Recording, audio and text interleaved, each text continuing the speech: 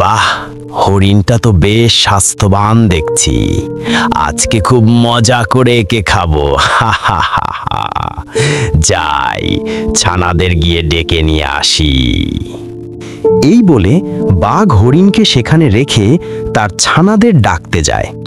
অন্যদিকে হরিণের দুই ছানা সারা দিন তার মায়ের জন্য অপেক্ষা করতে করতে শেষমেশ তার মাকে বাসায় আসতে না দেখে তারা দুজন মায়ের খোঁজে বেরিয়ে পড়ে।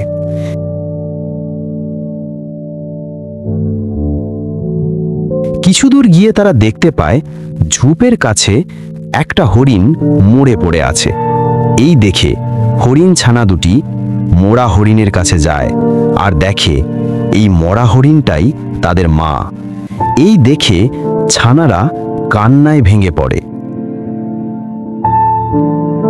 মা, ও মা, ওঠো না, আমাদের যে ভীষণ ক্ষুধা পেয়েছে।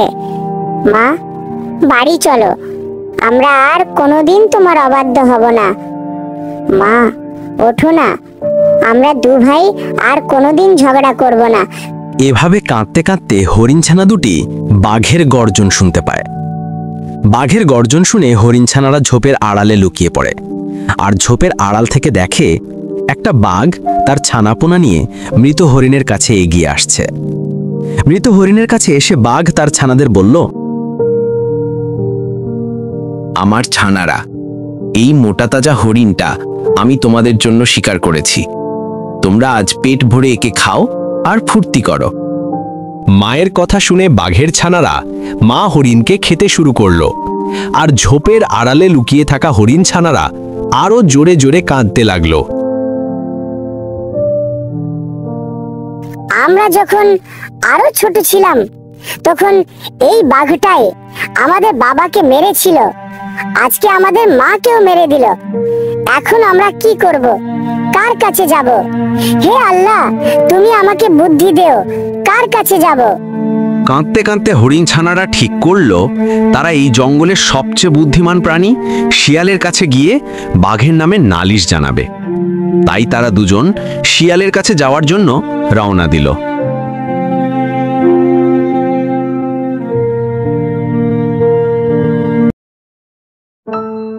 শিয়াল মামা, ও শিয়াল মামা, আমাদের ন্যায় বিচার পাইয়ে দাও। সে কি রে, তোদের আবার কি হলো? আমাদের বাবাকে যে দুষ্টু বাঘটা মেরে ফেলেছিল, সেই বাঘ আজকে আমাদের মাকেও মেরে দিয়েছে। ওই দুষ্টু বাঘের জন্য আমরা দু ভাই এতিম হয়ে গেছি। তুমি এর একটা বিহিত করো শিয়াল মামা। দেখো ভাগ্নেরা, আমি হলাম একটা সামান্য শিয়াল, তাই আমি বনের রাজা বাঘের বিচার কিভাবে করব বলো? কিন্তু ওই বাঘ মোটেও ঠিক কাজ করেনি। দাঁড়াও, আমাকে একটু ভাবতে দাও, দেখি আমি তোমাদের জন্য কি করতে পারি।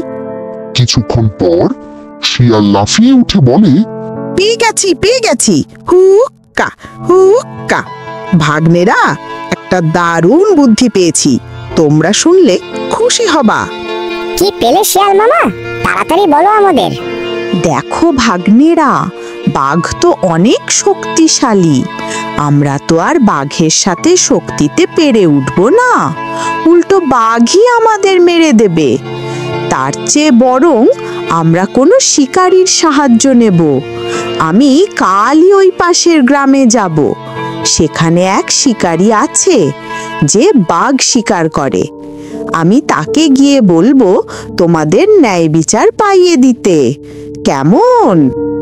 ঠিক আছে শিয়াল মামা, আমরা কিন্তু অপেক্ষায় থাকবো, আশা করি একটা ভালো ফল পাবো।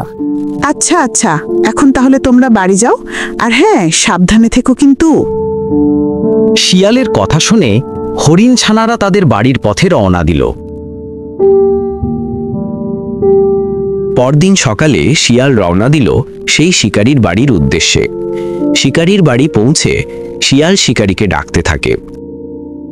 শিকারী, ও শিকারী, বাড়িতে আছো কি? বাসায় থাকলে তাড়াতাড়ি ঘরের বাহির হও, আমি শিয়াল বলতেছি, তোমার খুব দরকার। শিকারী ঘর থেকে বাহির হয়ে শিয়ালের কাছে আসলো আর বলল, কি হয়েছে শিয়াল ভাইয়া, এত জরুরি তরফ করতেছো যে? কোনো সমস্যা? আমি যে তোমার কাছে একটা কাজ নিয়ে এসেছিলাম। কি কাজ বলো?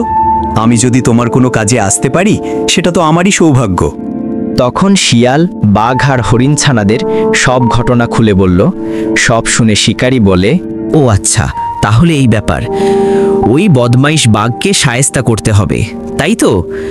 তুমি একদমই ভেবো না, আমি আজ দুপুরের পরে ওই বাঘকে শায়েস্তা করতে যাব। ঠিক আছে, তাহলে আমি এখন চললাম, গিয়ে দেখি ভাগ্নে দুটো কিছু খেয়েছে কিনা। এই বলে শিয়াল সেখান থেকে চলে যায়।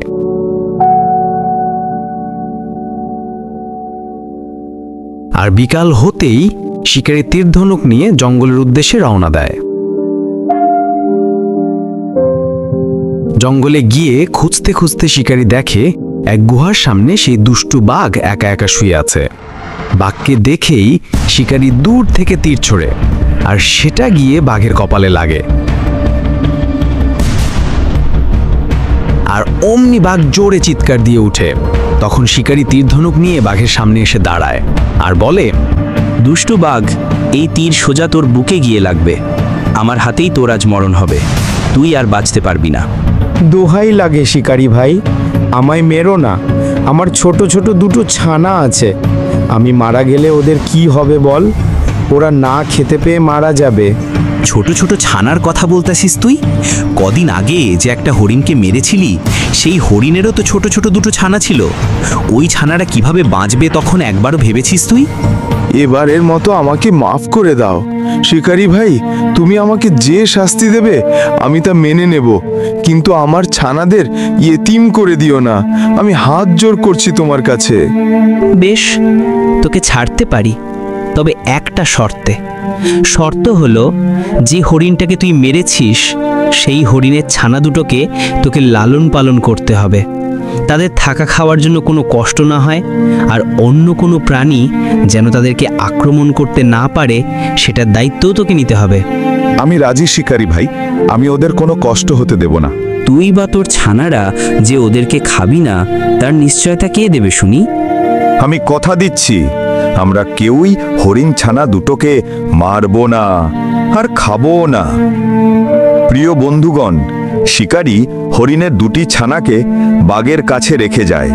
এরপর বাঘের ছানা ও হরিণ বড় হয়ে এদের মাঝে কি হলো, পরবর্তী ভিডিওর জন্য অপেক্ষা করুন।